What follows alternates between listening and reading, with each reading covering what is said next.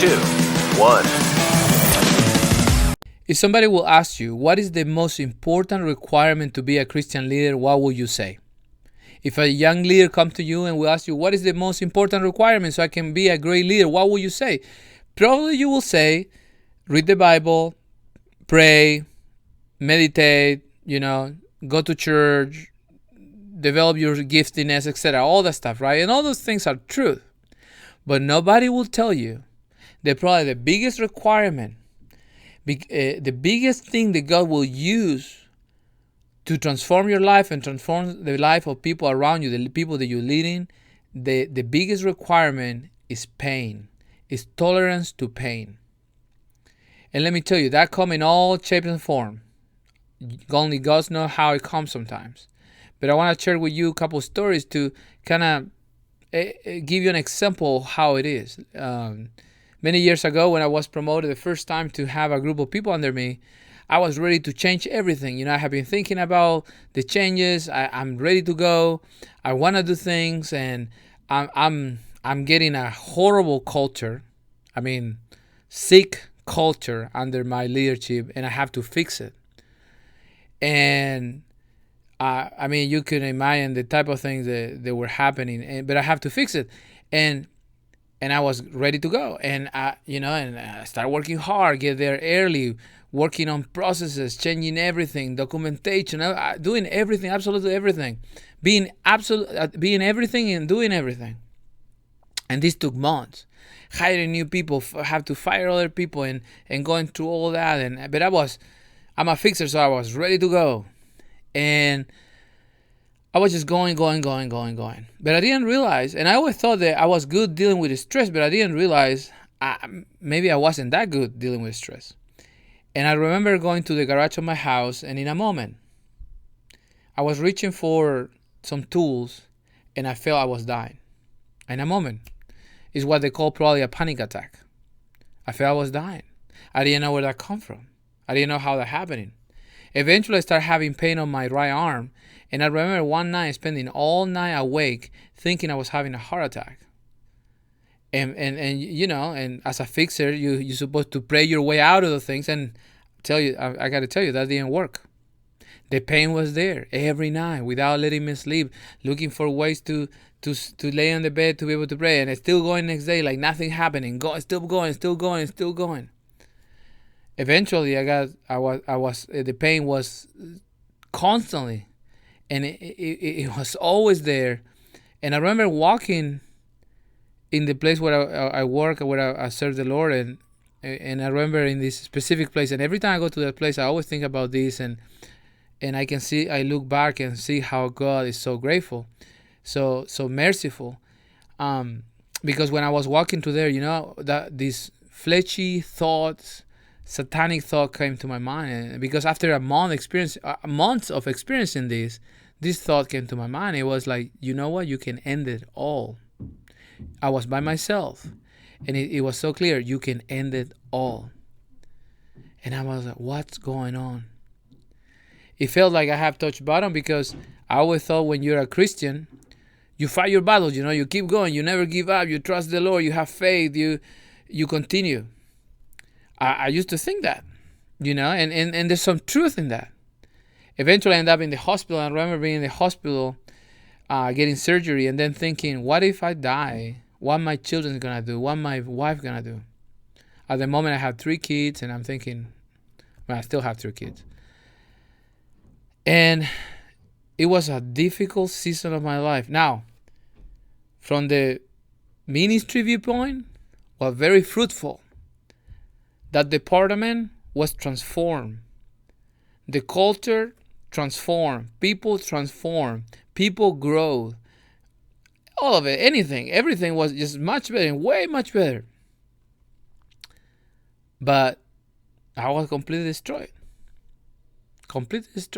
And I didn't understand that almost as this process of Christian leadership or being effective go hand in hand with the pain of the leader. So if you want to be a Christian leader and you want comfort, you're in the wrong business, buddy. You just gotta find another job, because Christian leadership is shaped through pain. And I got to tell you, yeah, the great results, but I have to go through the pain. The greatest thing was the healing. God healing my life. I know I wasn't just only a fixer anymore. I was able to emotionally get involved, more graceful, more merciful with people, more careful with my words, a better listener. So many things happen just because I went through the season. I don't imagine myself today being here and talking to you without going through that season. That season went incredible. And this is what happened. The seasons repeat. I went through another time, similar situation, more responsibilities, same thing. Somehow I start going through different situations, different pain. And sometimes it's you, sometimes it's your family, and it's pain, and it never stops. But what I have learned through all that is that God cares so much for his people and for you. And one of the tools that he used to transform you is pain. And instead to run away from it or hide it, you embrace it. Not because you want it, but you embrace it because you know it's a tool that God is using for your good. There's a tool that God is using to make you a better leader because you're going to be a better leader for all the people that you get to lead. When a leader is not willing to go through the pain, you're never going to be a good leader. You have to learn to go through the pain, not only this, like personal situation like I just shared, but sometimes betrayal, attack. If I will tell you how many times I have been attacked, gossip about me, different things, you will be like, how in the world you really serve in a Christian environment? But that's what happened. God used pain. And why God used pain? I don't know. I don't know why he chose that. I wish it would be different. I wish we don't. If you're a Christian leader, if you have gone through that, you always say the same. You wish you don't have to drink from that cup, right? But are you willing? Are you willing to be transformed as a Christian leader to become great, to become the best possible in the hands of God? Taking that cup and drinking it and go through it. Listen, Jesus Christ went through that. He was through incredible pain for the outcome, for what he was able to see. Can you see that in your leadership, the vision, the future for your people, for the people that you're leading, for the place where you're serving, the church, the ministry? Are you willing to go to pain? Now, sometimes this pain comes in seasons and sometimes come to stay. Sometimes this pain comes in a form of humbling you and sometimes just break you. Sometimes for me, a humbling, something that just with me is, is my accent. People make fun of my accent sometimes. People who I respect make fun of my accent. Sometimes they use my accent or my lack of knowledge sometimes in English to put me down. But instead to take it, that comes from them, I always think this is God keeping me humble. This is God keeping me humble. I don't put it on them. I don't blame them. I don't judge them. I just know God is using this to keep me humble. When things don't go my way, the same thing. Sometimes God just break you in different things, and you can be scared to death, like I mentioned, different things. And again, if I will tell you, you will be amazed. And yes, these things happen in Christian environments. Betrayal, gossip, sickness, all these things happen. But you know what the most beautiful thing is? What happened, the impact that God can have through you when you're willing to go through the pain and the healing process. If you're willing to go through the pain, you will see the impact on people's life because your leadership, and also you will see and experience the healing process that God brings to your life. And it's incredible. It's amazing. And then there are always going to be things that will come, that will challenge you. But the moment that you start seeking comfort, avoiding pain, you are in the wrong track. Because the only thing that you're going to get out of that is regret later on because you didn't want to do it. You didn't want to go. You didn't want to take that opportunity.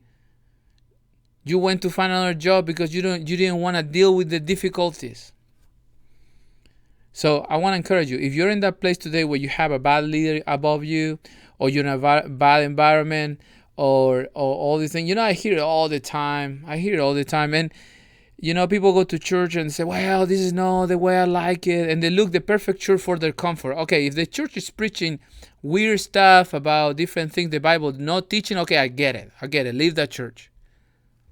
But if they're not doing that. If they're teaching the truth, but it's just about your comfort because I like this type of worship, I like this type of thing, I like the way they do communion, I like blah, blah, blah, the way they dress, all that. You're just trying to avoid pain. And you're seeking comfort. That way, God, you will never, you go to the next church, you're going to start experiencing it because you won't be able to escape whatever God have desired to do in your life for you to be a blessing for somebody else. And that many times comes to the form of pain, and you're not going to be able to avoid it.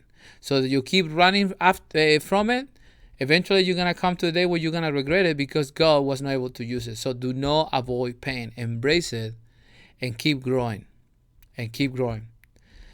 Let me finish with this. If you're a young leader, if you're in your 20s, your 30s, it's not that you're seeking to have pain and almost like, oh yes, I'm going through pain. Listen, if you have experienced real pain, I'm telling you, it's not pleasant at the moment. But let me tell you, don't run away. Show up. Keep going. Don't give up. Suck it up. And this is not only in the organization where you serve. It can be in your marriage. It can be in many places. Do not avoid pain, because the only way to experience the healing process that God will bring to your life, the only way to experience that amazing impact that you can have is through pain. And if you talk to any leader, any Christian leader that have been impactful in life, they will tell you they went through a lot of pain to be able for God to accomplish what God needs to accomplish. So that's the path. So if somebody asks you in the future, what is the biggest requirement for Christian leadership? You know the answer. Tolerance to pain. Willingness to go through pain. Willingness to deal with that pain and not run away. Everything in our culture will push you to run away and avoid it. Do not avoid it. Go through it, learn, grow, get better, impact the world. And I gotta tell you, I don't know how to explain this. There's not a formula. I'm not selling a formula. But I don't know how to explain this, but there's nothing better than the healing process. The healing process that God brings to your life. There's a transformation in your heart. There's something incredible that happens. It's hard to explain.